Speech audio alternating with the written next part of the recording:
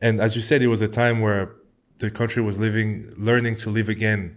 What was like playing basketball in this post-Soviet Union time in Lithuania, where it's huge, the basketball there? I mean, old school.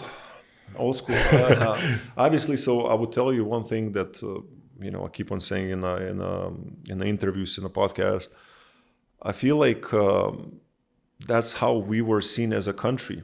We post-Soviet Union era. We go to Barcelona. We win the bronze.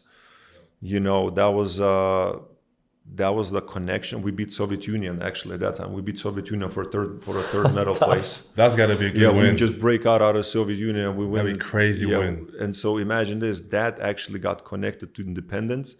And that's why it become really our religion as a basketball, because it started from there? yeah, it Oh, started. crazy. Is Okay, it I with didn't know that. the multicolored Green, t-shirts? green death, yeah. Crazy. Yeah. So from there, like actually we had all those great players, but they were representing the Soviet Union team, and now we have our own national team, and we beat the Soviet Union team for a third place, and for a country of 3 million people, 2.5 million people, this became our identity. The world see us through basketball.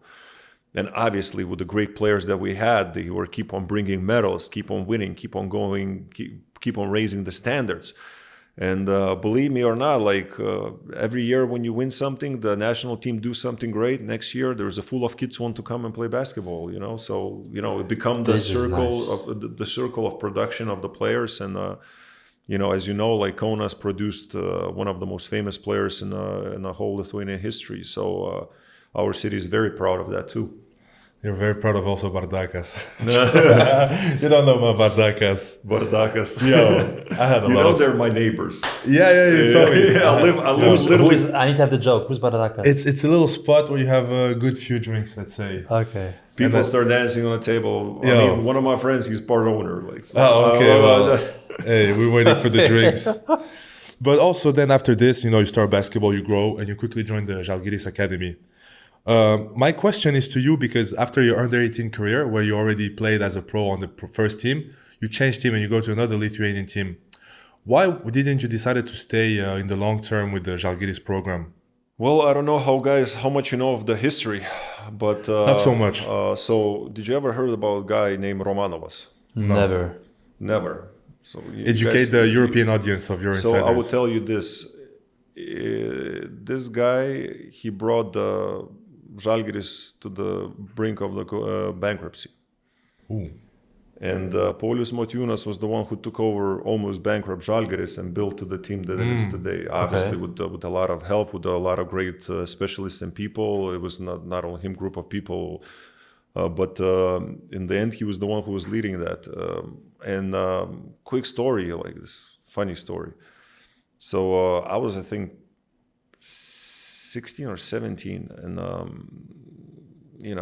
just to tell you, like Zalgiris, one of the doctors, he's like, Donatas, come here. The owner of the club, Romanovas, he wants to check your fingerprints. Fingerprints? So listen. Damn, I'm so scared. I'll go there. There is a machine with a pad. You put the fingers in, and he tells you who you are, as who you're gonna be. Like projects through the space and the stars, and not real thing. So Okay. I go there, I do it. 16 years old, Okay, if they ask me, I do it. I go to shower after practice. I shower, everything. I'm walking out, and the doctor yells at me, Donatas. I look back. He's like all scared and wild. I was like, what's going on? He's like, it says you're a drug addict.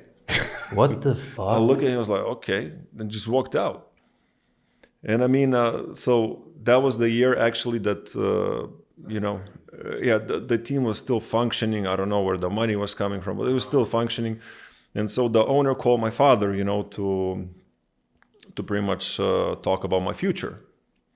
And my father went there. He came back home. We sat down, and he was like, listen, through my dead body, you're going to go to that team now. Okay. He's just like, well, what happened? He's like, well, we sat down, we start talking. And he's like, yeah, for the next 3 years, he needs to be on the bench. Just because of these fingerprints? Not a fingerprints. I don't know, like overall, because I'm young, I'm not undeveloped, and this and that. So there was no really plan for me as to develop, and my father was like always pushing hard to if you want to be developed, if you want to develop your skills, you need to play, you need to not only practice, you need to play. So then Treviso Benetton show up. They came with the idea, with the project. I was they were after the era of the greatness.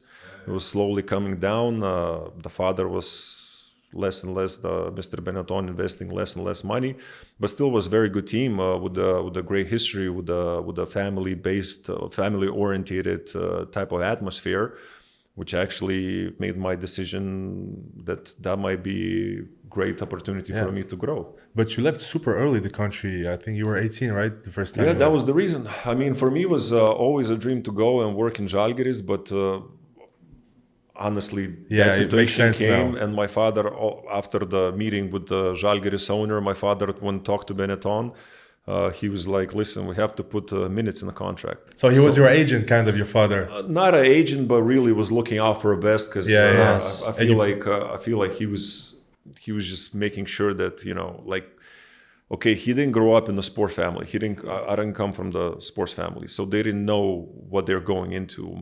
For me, maybe it would be easier, if you have someone who went that path and helped guide it. But we had to figure out everything as we go. So, at least the basics, he makes sure that is there. And when we signed a contract with Benetton, I think there was like I said, I know by the fact, because the general manager Benetton said, like, listen, you're the first guy in the history of Benetton to have minutes put in the contract. Hey, Dad made a good job, huh? Yeah. So my father was like, listen, honestly, like the money and everything was, as I remember, exactly the same. But exactly, he wanted me to play. At that time, Benetton played in Eurocup, so there was a great chance that I will play. I got signed there.